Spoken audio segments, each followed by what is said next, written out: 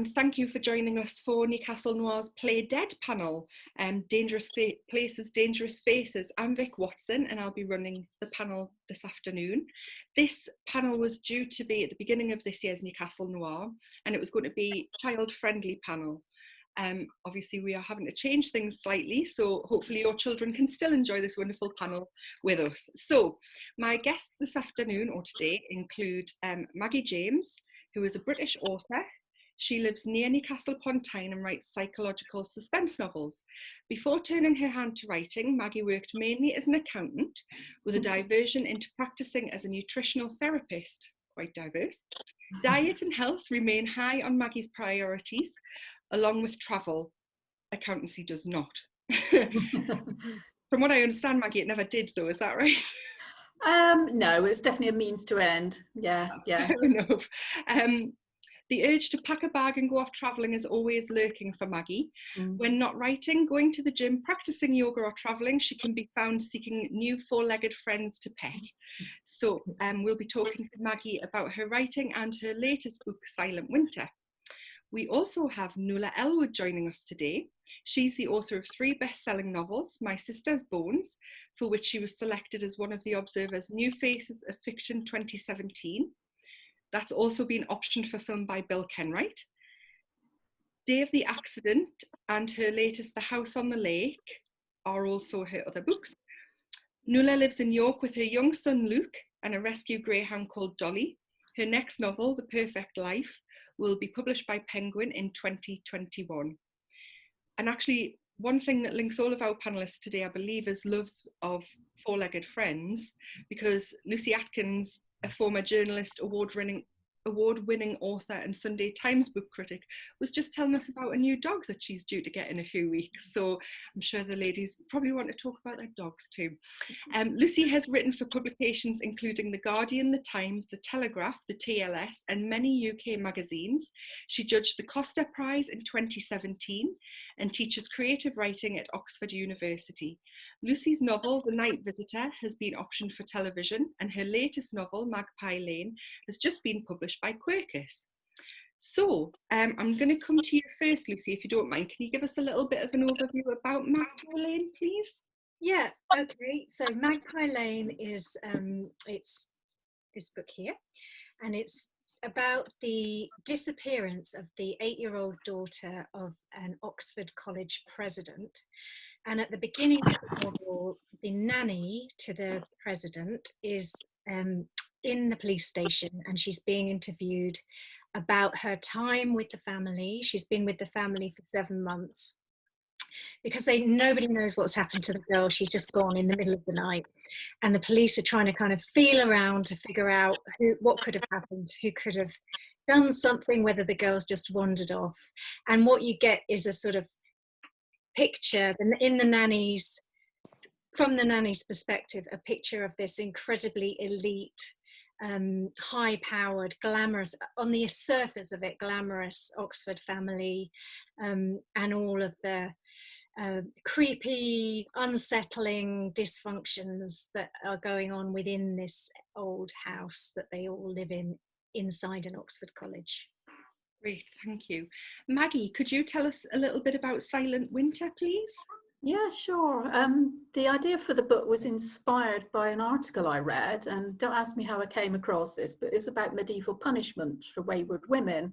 And it was all to do with the fact that these women were just thrown in a dark cell. They had no sound, no light, nothing like that. So it was total sensory deprivation and isolation, and they went mad very, very quickly.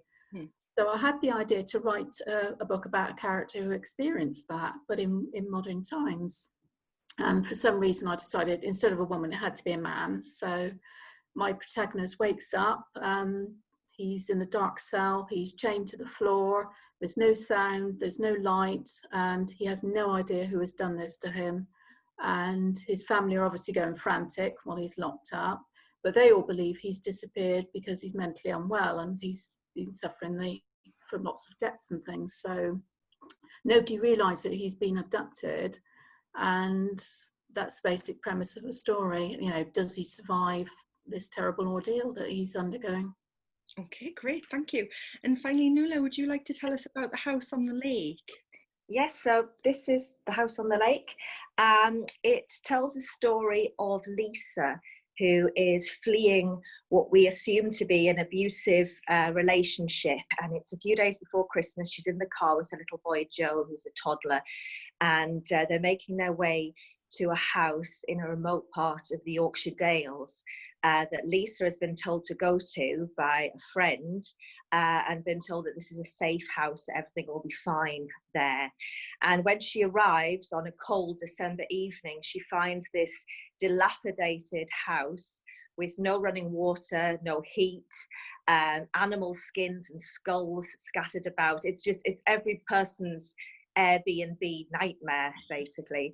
And she's got this little boy there, and she can't go anywhere else. She's got very limited funds, so she has to stay. And she's a very sophisticated London girl who hasn't really had to deal with anything like this before. So she's got to start from scratch and make things work. And running alongside Lisa's chapters are journal entries from 15 years previously from a young girl who lived in the house, who we only know as Soldier Number 1.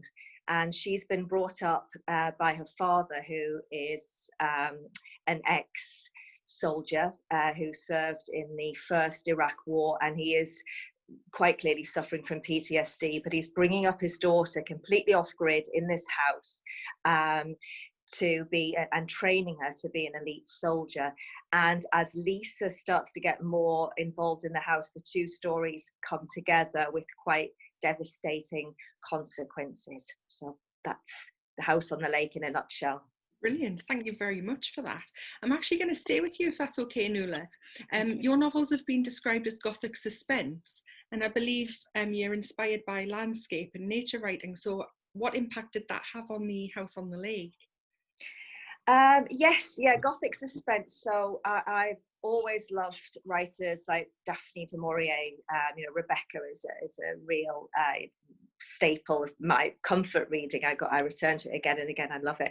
And yes, nature writing. During this lockdown period, I've been reading a lot of non-fiction, and I love people like Robert Macfarlane, Robbie Cohen, Olivia Lang. I've just discovered a guy called Matt Dorr, who's a new nature writer, and I love landscape.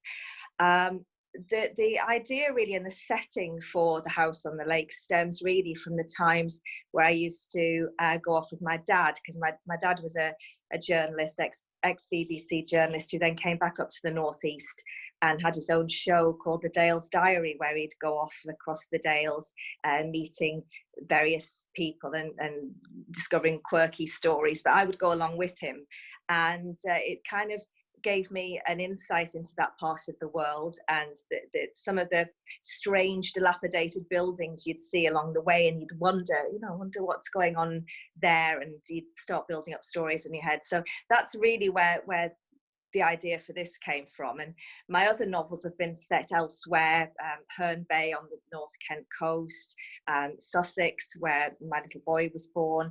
And this one for me really is coming home. And it was quite a daunting prospect to write about Yorkshire, but I've really loved it. It's a very inspiring place to write about. Excellent, thank you. And Lucy, I think in Magpie Lane is a quite famous place in Oxford, is that right? It's I don't know if it's famous actually. Quite a few people that I know in Oxford, I live in Oxford, and quite a few people I know here have said, "Oh, where is that?" So, right, okay. Yeah, I don't know if it's famous, but it has got a lot of stories attached to it. It's got a ghost, and it has a kind of unfortunate naming history. Right. In sort of 200-300 years ago, I can't remember exactly when, it used to be called something much more graphic and very rude that I couldn't possibly say in public. Interesting, certainly not on a child-friendly panel. Definitely not on a child, but it's all fully available on Google.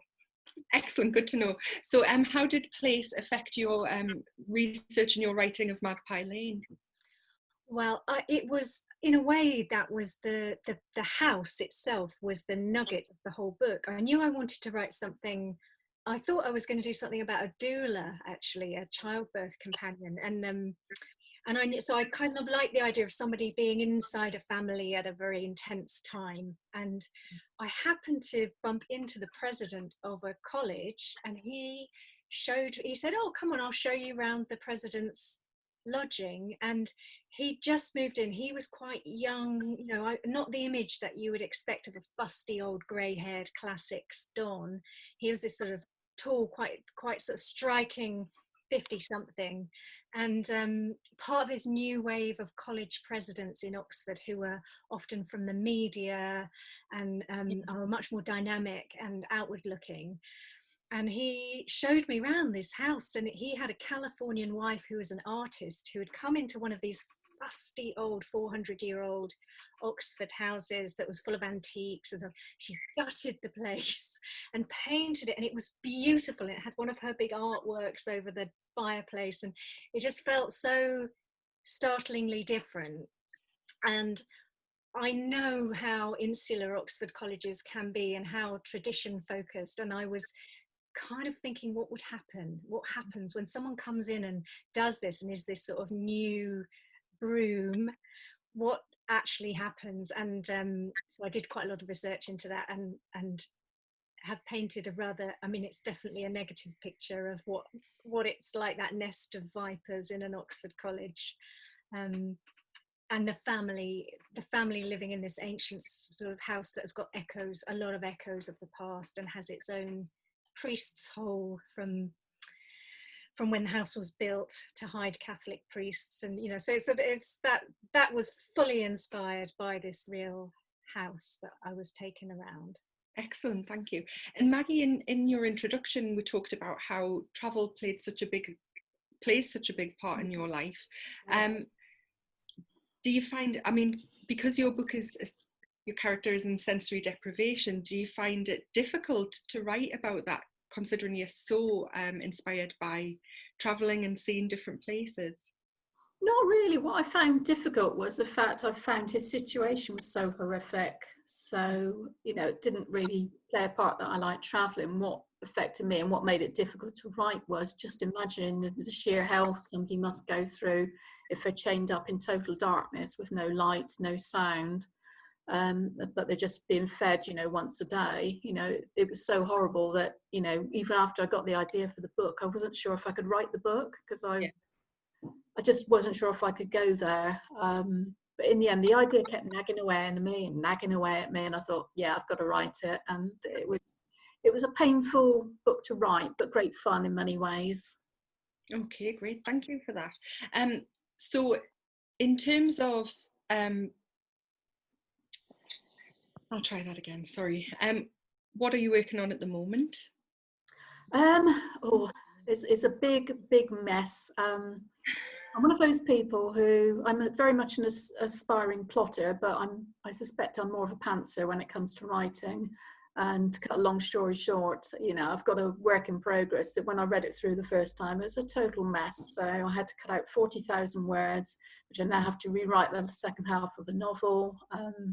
It's a mess, and I'm being honest, I'm procrastinating about getting going on it, because it's going to be a tough one. But you know, hopefully I'm determined to learn my lesson this time, and my next novel is going to be plotted much more intricately so I don't get in a mess again. So that's where I am with that one. Nuala, what are you working on at the moment? So I'm just heading towards the end of it. It's just on the kind of structural edits at the moment, and almost you can see the light at the end of the tunnel. It's called The Perfect Life, and it tells the story of Vanessa, who becomes obsessed with quite popular property websites that I think we're all familiar with, and to the point where she starts to deal with the problems and anxieties in her life by going to visit houses that are way out of her league and her budget, and taking on different personas. She adopts fake names, fake identities. She comes up with a whole backstory for this person. And one house she goes to see is the beautiful Hampstead house of a once famous children's author, and this author has a part to play in Vanessa's past.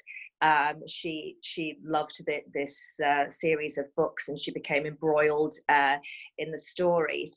And after she goes to view the house, the famous children's author Geoffrey Rivers is found dead, and Vanessa is the last person to see him. So we kind of follow her trying to clear her name, and with quite dark consequences. But it's a bit of a commentary on the children of famous children's authors, and how invariably the beautiful idyllic worlds that their parents create through their books don't really lend themselves to the children's lives. You know, I'm thinking of Christopher Robin, A. Milne's son, whose identity really was taken from him and put into those stories. Kenneth Grahame's son had quite a tragic life.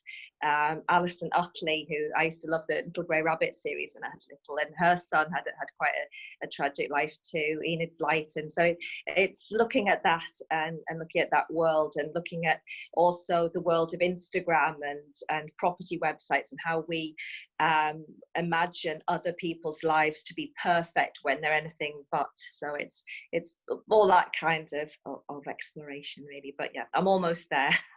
Cool. That sounds great, thank you. Maggie, do you want to say a little bit about what you're writing in terms of the plot? Or Yes, I forgot to do that. I was so annoyed with myself last week about the procrastination, and that's all I've had in my mind. But my book centres around the premise of a woman whose mother dies, and because she dies in unusual circumstances, there's an autopsy, and the autopsy reveals that she's never actually had a child. So my protagonist can't find any evidence whatsoever that she's been adopted. And then a woman who she's become friendly with has an accident, and my protagonist Olivia goes to help her. And even though this woman Maddie has said that she's never had a child, Olivia can see that she's had, she's got pregnancy stretch marks and a C-section scars. So we've got one woman who supposedly has a child but didn't, and another woman who's the other way around. And the basic theme of the book is all about adoption syndrome, because it goes into the fact that Olivia was in fact adopted by her mother Sonia, but never told the truth. And it's how she deals with that, and all about the fact, that how she came to be adopted and why her real mother has come back into her life later on. Great, thank you. And Lucy, what's your next project? Well, I'm just at the really early stages, so I can't really kind of go there. I'm just Yes. I'm just trying to get something down. I've got some characters. That's the main thing for me, is I find once I've got my characters, even if I don't know where I'm going, I know that I've got something. It's when I haven't got a character that I start to think, oh shit, this is never going to work. And actually with Magpie Lane, it took me about 5 months of constant rewriting the first sort of 5 chapters because I couldn't get my character's voice right. And then finally I did. She just suddenly came together and I had her, and then it was much easier to write. So I think I've actually just been messing around a lot trying to get my characters, but I think I have now kind of got my characters. Great. I think listening to all three of you, whether it be about your current book, Lucy, or the next books that you're writing, Nuala and Maggie, it sounds like we're all writing about the echo of childhood and the impact of family on people's lives, and secrets as well, I guess. Yeah. How do you kind of go about not necessarily researching, but sort of drawing out those strands to suit your stories? I think with me it doesn't really it comes almost subconsciously. I don't set out to incorporate childhood memories or have children in there, but I've realized that I have featured a lot of child protagonists in my novel. It may come from the fact that I've got a 13-year-old son, and just being around him all the time and listening to his his worries and his concerns and anxieties and hopes and all of that. It rubs off. And but I think it's interesting with the novel I'm working on at the moment are the things that we bury in childhood, things that happen to us, and not necessarily very dark or traumatic things, but just the way memories can be altered over time and how they can be told in various different ways. I'm the youngest of 5 children, and when we all get together, we'll share anecdotes, and we all have a different view on the same event. And I find that fascinating. You know, it may be dependent on where we are in the family, but we all come to this from different angles. We have different stories to tell. So I think that might play a part too. The kind of, we're surrounded by unreliable narrators really all our lives, and it's making sense of those that I like to look at. Great, thank you. Lucy, you were going to say something? Yeah, I think I got really interested in Magpie Lane. I got interested in the idea that people sometimes, if they haven't got a good family of their own, they can choose their family. And I was really interested in exploring how valid and how powerful that is, and how that can sometimes be much more functional than a blood family or a sort of nuclear family. And that was something that really did inspire me, actually, as I sort of started to get deeper and deeper into writing. I didn't know in advance that that's what I would write about. But then I began to see that my characters were forming this little alternative family, and I started to really think, actually, that's what the book is about. I was really exploring the meaning of family and what real family feels like. Great. Yeah, so I think it was kind of one of those things where you're writing and you start to surprise yourself with what you're really interested. You start to discover what you're really interested in, yeah, and you didn't know it in advance that was what it was going to be. That's really interesting, because both Nuala and Lucy have said that. Maggie, did you find the story that you're currently writing that you weren't necessarily expecting it to go the way it's looking like it's going to go? Or yeah, and I think that's always the way, at least for me anyway. I start off with a mere seed of an idea, and it's like, I'm not an artist, but I guess it's like when you're building up a picture, I put layer upon layer, and it gradually becomes more and more complex, and sometimes the characters and the plot take me down areas I thought they would go down. So, and a lot of my books do revolve around the family, which is strange really, because I don't have children myself and I have very little family left, but a lot of my books revolve around parents and child relationships. And I think that's really because I love examining in my books very strong emotions, and families can be hotbeds of difficult emotions. They really can. So a bit like what Nuala was saying, you can get some very interesting dynamics going on. So for me, it's a very fruitful source of ideas for books. And like most writers, I've got a notebook full of ideas for future novels, and a lot of them do revolve around parent-child relationships and family structures. And it's a fascinating area to explore in books. And thinking about going back to the adoption syndrome element, when do you do your research in terms of maybe people that's actually happened to, or how it affects people? Do you write everything and then fact check? Are you fact checking while you're writing? It's a bit of both really. When I'm planning, I like to do research, but as the novel takes shape, if it takes me down a different road I'm often adding new pieces of research. And the adoption syndrome thing was quite fascinating, how adopted children can, even if they've been put with the most loving family ever, they still feel this huge sense of abandonment, and how so many of them have trust issues. And even though I wasn't adopted, I can understand that, I really can. So for me, that means some great, really powerful emotions to explore. And it was heartbreaking at times to do that research, but very, very interesting. Great, thank you. And Lucy, what about you in terms of researching before, during, or after you write? Yeah, I do a lot of research. I usually have quite a long period, because I often I'm just playing around. Like Maggie said, I just have a little seed of an idea, but I don't really know where it's going. And the way that I kind of develop that thinking is to do a lot of reading, and to sort of go. I do a lot of work in the Bodleian Library, where you can call up any book on anything, and I love that sort of thing. It's like feeding myself up, you know, before I go into a hibernation state where I have to try and actually write it. But so I was doing a lot of reading of Edwardian ghost stories, and accounts of nannies, and you know, settings, because they're really important. I read a lot about the houses, and I did a lot of reading about priests' holes, and a lot of that won't make it into the book, but somehow it gets me in the right state, and it does. Bits of it do always end up in the book, but I might do, you know, read a month researching something like how you restore historic wallpaper, and that will just be a really tiny part of the book. Yeah, great, thank you. And Nuala, the same question to you, really.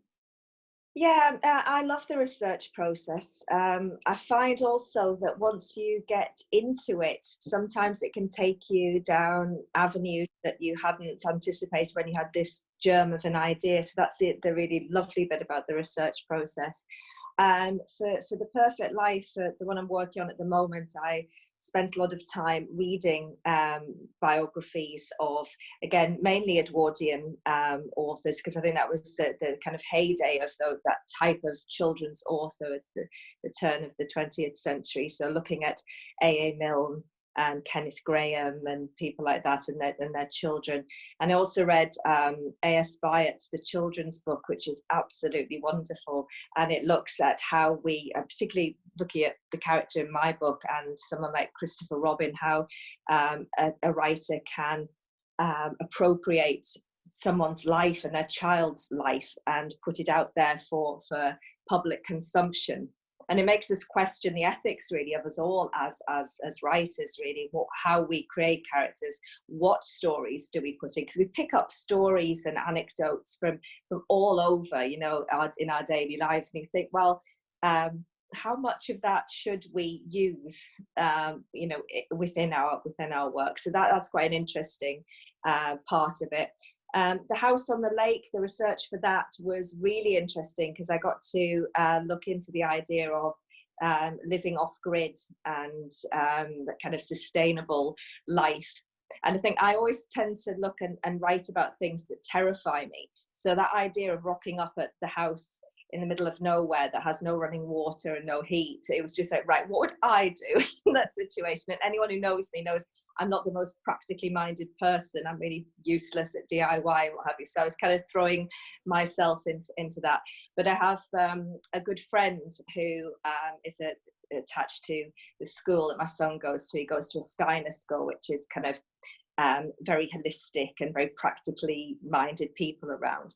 And one of the parents there had been brought up in that way. She'd been brought up completely off grid by her grandfather.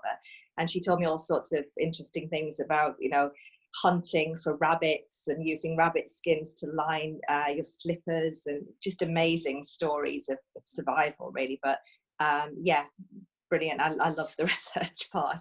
It's the getting down, stopping the research and getting started that's that can be a bit troublesome. I think a lot of people have sort of said to me in the past that they sometimes use research as procrastination. It's just a way of kind of to keep procrastinating rather than getting on with it. I'm going to sort of switch topics slightly now, if you don't mind. In your introduction, Lucy, was said that you're a journalist, author, and you lecture. How do you manage your time in order to be able to write as well? Well, I wouldn't say I'm a lecturer. What I do is I supervise master's students. So it's very, it's more one-to-one, and there are several weeks in between supervisions. So it's not like a big drain on my time. I do the odd lecture, but it's not like one of those big teaching jobs where you're constantly having to be in with students 5 days a week.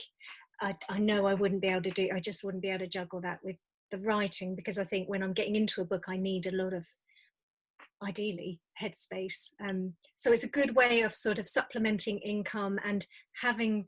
I love talking about writing and talking, and I love the energy of emerging writers and the hunger they have for discussion. And I genuinely find I learn a lot from those supervisions, and then they all come together once a term for a 4-day residence, and that's really intense, and that's more group teaching. But so it's actually, the Oxford Masters is actually really well set up. A lot of people live around the world, so it's really well set up for writers who are teaching on it. Great. And Maggie, I know you have four-legged friends, do you have big drains on your time? Are you able to commit yourself to writing full time? How does your writing schedule look? I am a full-time writer. I went full-time about 5 years ago. Maybe before I should, but I was just fed up. I want to take the leap, so I went full-time. So there's no real problems when I'm at home. The problem, not a problem, but there has been an issue, you know, when I go off traveling, because, you know, I just love to travel. I love sightseeing. Before I did my first big trip back in 2017, which was the first time I combined writing and traveling, I was quite worried that procrastination would slip in and I'd be going off sightseeing all the time and not doing any writing. And to my relief, that didn't happen. I got into a bit of a routine. I would write in the mornings, go off traveling and sightseeing in the afternoons. If I had to move from like city to city or country to country, I'd try to do it at the weekends. But basically I had to be a bit more flexible, but I just made the most of my time because I wasn't going out socializing. I was just traveling. I found that I did have spare time, so I could also write in the evening when, if I was back home, I'd be going off with friends and things. So that was great, and I definitely plan to do more long trips where I just take my laptop and I just travel and write and enjoy. Where did you go, Maggie? Where was your trip? I did a big trip. I basically started in Canada and went south from there. Just kept going south, south, south. And I spent that trip was about 10 months at a time. I do travel for long periods. The longest I've been away at one time is a year. But since I've turned full time as a novelist, I've been away for a 2-month period and then for a 10-month chunk. And then when I came back from a 10-month chunk in 2018, I was very involved in leaving Bristol and coming up to the northeast to live. So that took up quite a bit of time. So, but now I'm full time. Yeah, my schedule is usually to write in the morning, and then in the afternoon I'll do management and marketing and stuff like that. So any of the admin side of writing. Great. And do you find that when you are traveling, you're kind of inspired by the places? Do you feel that your style sometimes changes? No, I don't know. I mean, a lot of people have asked me that, and I don't think it does. My ideas of, because all my books are based in Bristol, so there's not so much of a scope for putting any for travel. But traveling really is just for fun, and I've never really got any ideas for a book for traveling apart from my first book, and that was inspired by a conversation I had rather than an actual place or anything that happened to me. So in a way, I want to weave the strands of my life together, but in another way, they're quite separate. They don't really impinge on each other. Great, thank you. And Nuala, what's your schedule looking like? Do you have a day job, or are you a full-time writer? Yeah, full-time writer. I, like Lucy, lectured at York St John in York with the creative writing students.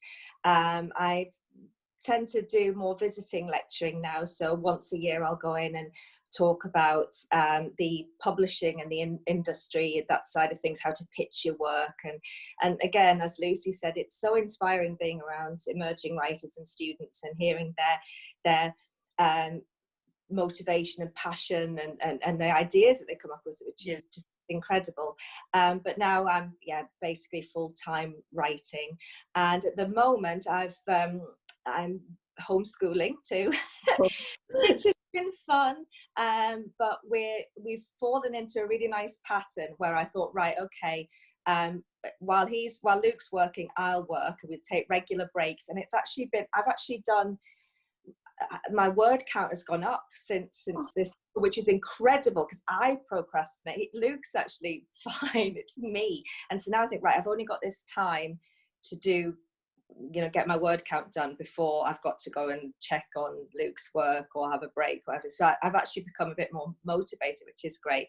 But it's been lovely when he's had history and English, but we had maths all of last week, which was quite interesting because it's not really my forte, but it's fine. And we kind of break it up with what we call dolly walks, which is walking Dolly, our greyhound, and that's like the best exercise because she's really fast. She takes on these walks. So it's been okay. It's been very different situation to be writing in, but we're kind of just making the best of it and muddling through, really. And Lucy, I know you've got at least one teenager in the house. Are you finding it easier or more difficult during lockdown? I've got 2 teenagers and 1 young adult in the house.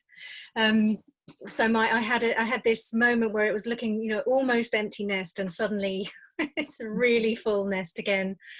But luckily I'm sitting here I've got a shed at the bottom of the garden. It's not a really small garden, but being teenagers, they're quite lazy, so they don't come and get me. They sometimes text me from the kitchen where I can see them. but I can kind of ignore that. So that has been my salvation, has been able to come, shut the door and be in the shed. Great. Maggie, do you find that you're able to write during all of this craziness? Yeah, I think for me, my daily schedule hasn't changed a great deal because I'm a full-time writer and I live on my own anyway. So lockdown, apart from not socialising, hasn't had a huge effect on me. But I must admit, the first couple of weeks were weird, you know, when we were getting used to what was going on. I actually went down with a bit of a cold and a cough, which wasn't coronavirus, but I wasn't feeling well. And yeah, it did feel weird to, you know, to think that you can't actually go out and do the JV. I couldn't jump in my car and go off and sightsee or do anything like that. So that was all a bit weird. But once I, you know, got past that and settled into it, you know, it was all a lot better. So yeah, not too bad for me. Good, because I've heard quite a few writers saying they're struggling completely to write. So it's good to hear all 3 of you are managing. I'm going to stay with you, Maggie, and I'm going to ask all 3 of you the same question. Which author or authors have had the biggest impact on your, or influence on your writing, do you think? Hard to tell, really. I mean, I'm a huge Stephen King fan. You know, I'm such a fangirl of his. It's unbelievable. To what extent he's influenced my writing, I'm not sure, because obviously my books are they're very different. I think, you know, just sort of top psychological suspense authors have influenced me a great deal. You know, the top names in the field. You know, because I read widely in my genre, and I find they've influenced me a lot. Other than that, I think some of the classics have influenced me as well. I mean, I was very struck by George Orwell's 1984. And that had a huge impact on me when I read as a teenager, because I was reading right to the last page and I thought, where's the happy ending? Why isn't it turning out all right?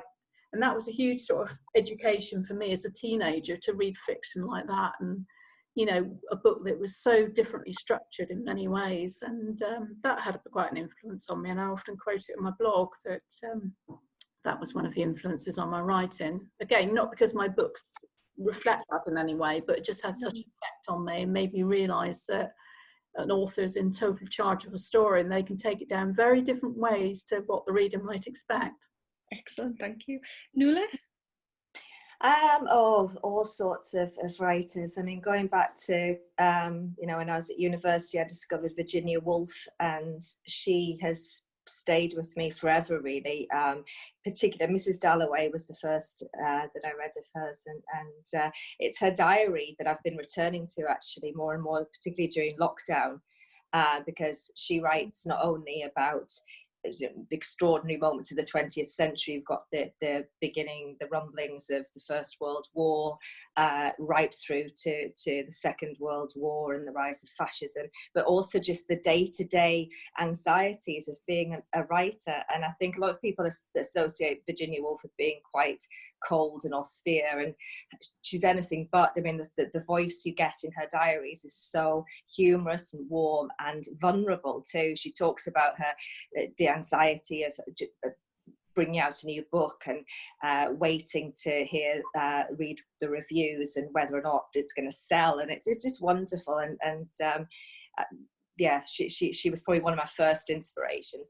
But in terms of reading around, I love Maggie O'Farrell, Rosamund Lupton, Paul Auster was a huge inspiration as well when I was younger and starting out. So yeah, just too many to mention really, but I'd say probably Virginia Woolf is the one that stays constant. Thank you. Lucy? Yeah, I'm like Nuala, that I've got a sort of wide. I couldn't really single out a writer saying that's the big influence, but I'm really eclectic, and I really like reading writers that I know are sort of infinitely better than me, and that I will never be that good, because I sort of feel like it, you know, the more of that you read, the more you absorb strategies, even though you can never hope to be Virginia Woolf. Like you do get better as a writer, I think, the more challenging reading and the more interesting reading you do. So I try to sort of push myself out of lazy reading, though I do a bit of lazy reading. And then I think in terms of writers, that on a personal note, I've become over the last few years really good friends with Mick Herron, who's probably familiar to a lot of, he lives in Oxford, and we met through something a few years ago and just become really good friends. And we meet up in Blackwell's bookshop most weeks and we talk about our writing. It's sort of this sort of innocent pleasure. And I find that I run a lot of things. He's really, really interesting the way he's a big reader, and he's a really interesting brain, the way he looks at writing. And we have really interesting discussions about our writing and things that when I'm stuck with something, I think, oh, I've got to ask Mick, and then we'll talk about that. And so I think in terms of writers who have had influence on me, I would say he's up there, because he's sort of with me as I'm writing and ironing things out. And I think other writers are so important in those stages of books, when you need to talk about things, you've got problems that you can't solve on your own.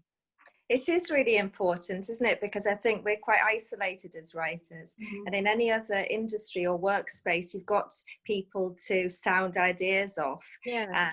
And I know when we get together at festivals and things like that, it's lovely just to go, oh, you feel that way too. And, you know, it's really good. And I think it's healthy for writers to do that, definitely. Yeah, it's a very isolating profession, it can be. So, yeah. Nuala and Maggie, do you guys have a person or people that, like Mick and Lucy, where you bounce ideas off? Do you belong to groups or have sort of writing buddies, so to speak? Yeah, about 2 or 3 months ago, I actually paired up with somebody, and we're accountability partners. And what we do is we Skype once a week on Sunday, and we're both at various different stages of the writing game, but we actually keep each other up to the mark. You know, we set each other goals, or we set ourselves goals, and we tell each other our goals, and then we check in with each other a week later and see how we've got on. And that, to me, has proved really beneficial, because he's actually training to be a life coach as well. So he's really good at coaching people and keeping people up to the mark. And I think we both get a great deal out of our sessions. You know, I come away from talking to John very energized, very, you know, focused on what my goals are going to be. And I find that very positive. Other than that, I do have a lot of writing buddies online. You know, I'm in various, as I'm sure Nuala and I'm in various Facebook groups, and become very friendly with other authors. And we all try and support each other. I think generally writers are very supportive of each other, because they understand, you know, the stresses and the strains, and the fact it is very isolating. And you know, I've never really met a writer who wasn't, you know, very, very supportive. Yeah, thank you. And Nuala? Yeah, same. I have a group of friends who I've met through just through becoming published, authors who you know, I'll meet up with. In York, there've been a few writers who are attached to York St John, lecturers there, and we kind of get together every so often and chat. But yet the online world is really excellent as well, when you can't physically get away from the desk and you take a break. There's a few things on Facebook where I've found people are very honest, and you go, oh, thank goodness, you know, they're having even just practical things about contracts and the best time to bring a book out, and particularly within this situation at the moment, there's been a lot of anxiety, and it's lovely just saying, oh, everybody else is feeling that way too, and just sharing that. So yeah, it's really important to kind of, and to be honest too, you know, to be honest with yourself and with others. It helps, particularly like this. Absolutely. So I'm going to go on to what you're currently reading, if you don't mind. So just very quick, author and title, if you don't mind. I'm actually between books at the moment, so I need to actually get on my Kindle and download something. When I do, it will probably, Kindle by now, the recommendations are pretty good. It knows what I like, so I'll probably find a nice psychological suspense thriller to delve into. Like we were saying earlier, I think that that's important for writers, because you learn more about how books are structured, how other authors work, you know. So yeah, it's kind of, that's research for me. Excellent, good stuff. Lucy? I'm just coming to the end of Penelope Lively's autobiography. What's it called? Ammonites and something or other. Can't remember the title. I hardly ever read on Kindle, and I happen to buy this on Kindle, and it reminds me that when you read a book on Kindle, you don't connect with it in the same way because you don't see it sitting on your desk all the time. So I've blanked the title, but it's brilliant. And one of my characters that in the book I'm starting to pull together is a woman in her 80s, and Penelope Lively's in her 80s, and she's writing a lot about what it's like to be 80. Excellent. So again, more research while reading. And Nuala? I've just finished Platform 7 by Louise Doherty, which was fantastic. I love her novels, and I've been juggling that with a lot of non-fiction. At the beginning of this lockdown, I found I couldn't actually settle to reading novels. So again, the nature writing books came out, and a lot of kind of Peter Ackroyd history books and non-fiction. But I also have read Under the Stars. I finished that a couple of weeks ago by Matt Dorr, which is wonderful. If you want an uplifting, life-affirming read during these, anxious times, I would highly recommend that. It was wonderful. Make a note of that, thank you. Can I ask what your advice, if you have any, for aspiring writers would be? My advice would be to see it as to play the long game, because I think a lot of writers write something which is essentially a first draft, and they might not realize that really it's a first draft, and they might think it's finished, submit it, be rejected, and think that they're no good, when actually it just needed more work, and they needed more work, and they needed, we're all learning all the time. It's a skill. I think that's the thing, is see it as a skill, something that there are things you have to learn and develop. And even if 5 novels get rejected, that doesn't mean that you're not a writer and you can't do this. Excellent, thank you. Maggie? I would say to remember that it's not just about the writing. You have to have a marketing head on as well. And this hasn't come easy for me. I don't have a marketing background. But the fact is, any author, whether they're indie published or trad published, you need to actually do marketing. You have to think of writing as a business as well as a craft. So you have to get your business head on in many ways. And the other thing I would say is just be as professional as possible. I've heard writers say that they don't care about grammar and spelling and things, and that to me is like scraping nails down a blackboard. Just be as professional as you can and learn your craft, really. So if marketing doesn't particularly come easy to you, how did you get your head around it then? I think I'm still wrapping my head around it. At the moment I'm getting to grips with Amazon ads, and I actually joined a course, and I'm in Facebook groups and things. But it's basically, I just had to realise that my books aren't going to sell themselves. You have to go out and market them, and that does mean getting to grips with things like Facebook advertising, Amazon advertising, BookBub, and again I put that in the afternoon slot, so I get all the creative stuff done in the morning when my brain is fresh, and then in the afternoon I can do the marketing stuff, and it's still very much a work in progress for me. I've got loads to learn. So getting there though. Excellent. And Nuala? I think, yes, write as much as you can each day. It is a craft, and it is something that you need to sharpen and practice each day. Lots of reading around as well. But also open up your work and show others that you trust. I know I did an MA in creative writing about 10 years ago, and for me, the workshopping element of it was so helpful. It exposed things that I couldn't really see. It allowed me the confidence to pitch your novel, and as Maggie was saying, to also situate it. Where does this sit in the market? Because when you pitch to agents, it's what they're seeing. They're seeing where in Waterstones or which other bookshop are you going to be, which shelf space you're going to take up.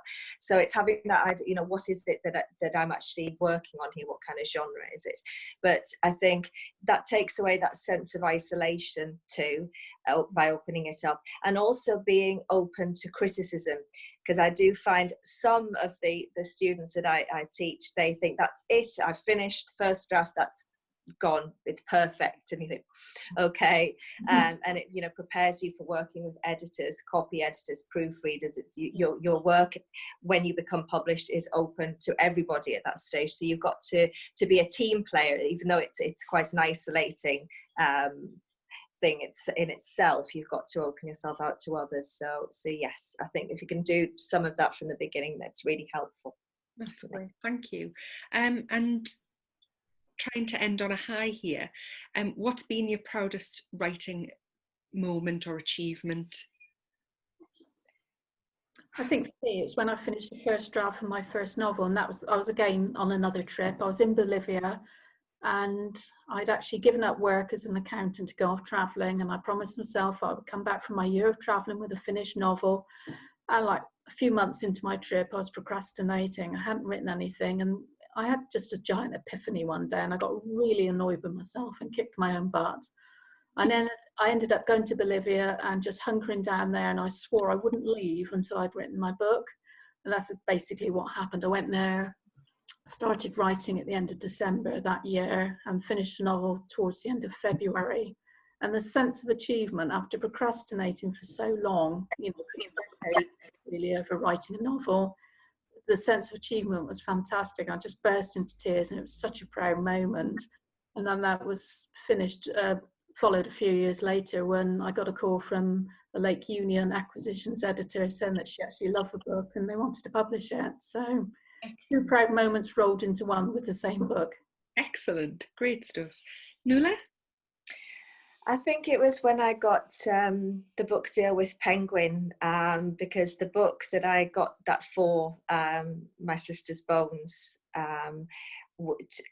meant so much to me, and I'd had so many highs and lows before that.